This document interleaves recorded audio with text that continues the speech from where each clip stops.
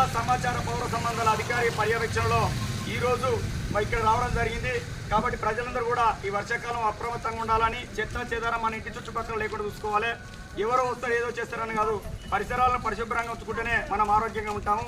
అందుకని అందరూ కూడా జాగ్రత్తగా ఉండాలని తెలియజేసుకుంటూ, జాగ్రత్త జాగ్రత్త తమ్ముడా జాగ్రత్త, జాగ్రత్త జాగ్రత్త తమ్ముడా జాగ్రత్త.